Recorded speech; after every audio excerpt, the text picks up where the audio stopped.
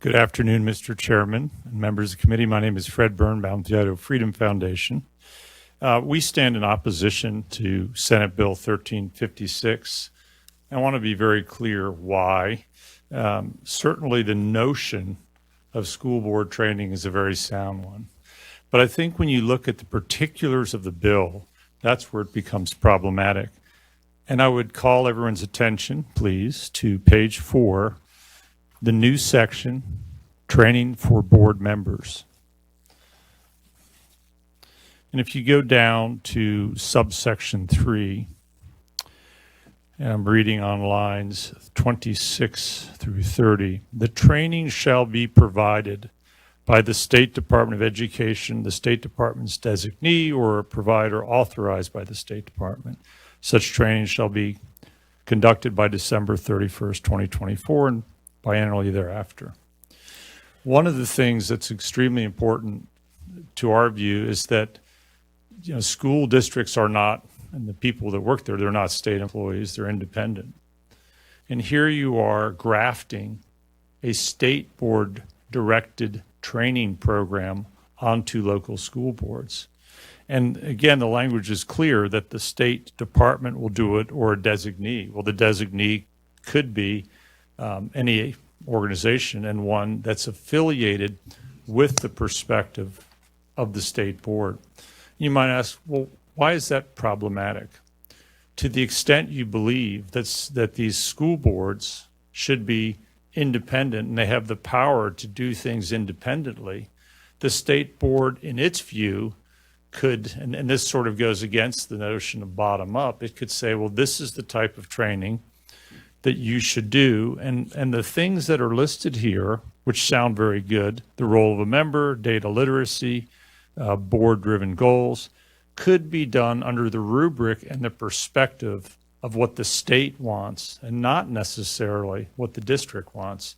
Said differently, if you asked me to develop this training, and I've trained, I was an interim, or I should say an adjunct professor at Boise State many years ago.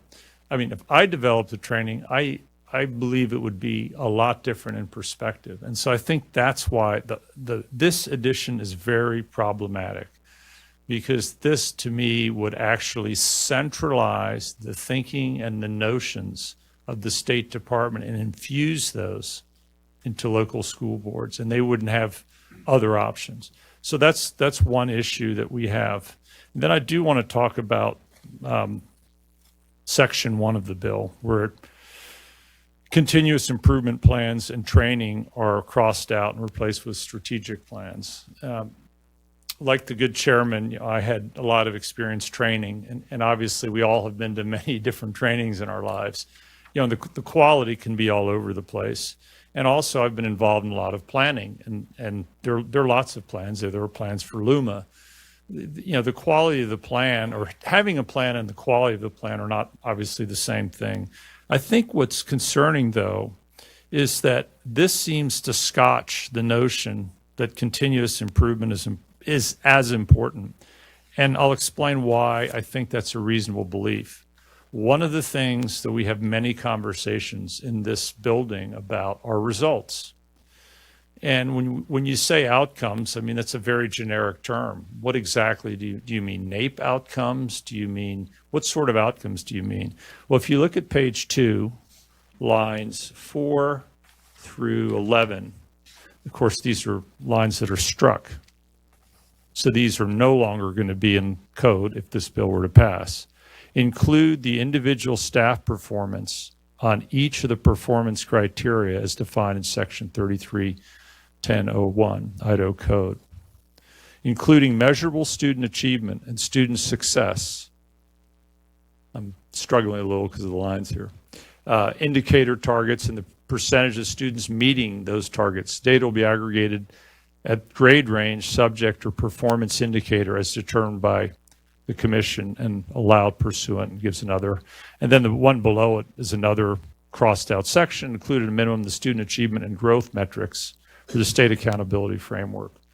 Now, it's possible this could be replaced with something else that's better, but this bill doesn't do that. And so we've had all these conversations about performance and accountability. And this seems to put a dagger in the heart of the notion of accountability, striking this out. Because, again, it wouldn't be in code if this bill passed. You kind of have to do the mental somersault. So you read this and say, why is that coming out? So it's not necessarily an improvement to remove the language that's right there now with continuous improvement plans and say, well, we're giving the boards more flexibility. I mean, they still could do a strategic plan now, I suppose. Nothing's preventing them. But the question is, should this language be removed, and why should that be part of a school board training bill? That should be a completely separate conversation. These should not be grafted together. Thank you, and I'll stand for any questions, Mr. Chairman. Thank you, Mr. Birnbaum. Senator Ward Engelking. Thank you, Mr. Vice Chair, and thank you, Mr. Birnbaum, for being here. One question for you, and then maybe the second question would be for somebody else, maybe even from the State Department of Education. But your first concern under training for board members, and I think line 27, 28, 27, I guess, you referenced that you had a concern because you're worried this would be top down, but it appears to say that the State Department's designee or provider authorized, but that designee could be somebody from the local control. And I guess I'm asking whether you read it that way. I mean, that could be somebody from the local, some teacher, some group of teachers that are knocking it out of the park that actually share their information with the board. Do you read it that way, or am I misreading that? Mr. Birnbaum. Mr. Chairman, Senator Ward Engelking. So I'm just reading the language as it is, and it does say shall be provided by the State Department, the State Department's designee or provider authorized by the state. So the question is who makes the decision, and it's the State Department. It's just clear, it says it. And the problem with that is potentially that they would make a decision on even if it was a designee, it might be someone who's completely aligned with their thinking that school boards should do X, Y, and Z. They shouldn't exercise independent powers to challenge, notions that go against perhaps some of the thinking of the State Department of Education. So, the control by the language of this bill rests with them, and whether they do it or their designee, I think, is a secondary point, and not the central one. Is who makes the decision, and that was my earlier point, Mr. Chairman. Thank you. And then Senator Ward second Engelking. question, thank you. On the language that you were concerned about that's being struck, and that's lines 4 through 10 or something on the second page, that information is, and the State Department can correct me if I'm incorrect here, but that information is still gathered. It's still part of a teacher evaluation, and that information is the district still has. And so I think what's being struck is it just wouldn't be in the strategic plan. That information is still being gathered, is still important, is still being used. It's actually used for teachers' pay to move up on the ladder, the career ladder. So it's still a very important part of information. I think we're just talking about not having it in the strategic plan. And maybe Mr. Cantrell can say yay or nay on that. Well, Mr. Chairman, could I comment? Then I'll That yield. sounds like more of a comment, but I'll give you a chance to comment. So I think with respect to the career ladder, my understanding, obviously there's several criteria. It's your educational attainment beyond the, just the minimum, and off your time served. And then you cannot be in the bottom of the performance, but you don't have to have. So when you're rated, if you're not rated in the bottom, you're automatically promotable. So if you're satisfactory or higher, you're promotable. So even if these targets aren't met, you could still advance in the career ladder. And I guess why would you want to remove these? Because maybe that isn't a separate evaluation, but I don't think. I mean, what I see here is a movement from the specific to the general.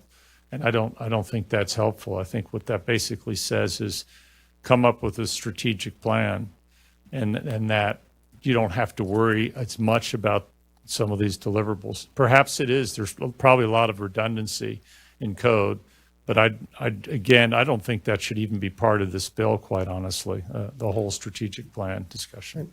Senator Ward Engelking, do you have another question for Mr. Birnbaum? Just a follow-up on that. All of that information is still turned into the State Department in various forms because teachers use that student data every day. We use it and evaluate that in order to improve our instruction. So that information is not going away is all I would say. Thank you. Thank you for the comment. I don't see any further questions. Thank you for testifying today. Thank you, Mr. Chairman. Just in conclusion, I would say this bill is very similar to House Bill 268, which was, rejected last session on the House side, and it was never seen here, just for the information of the committee. Thank you. Thank you.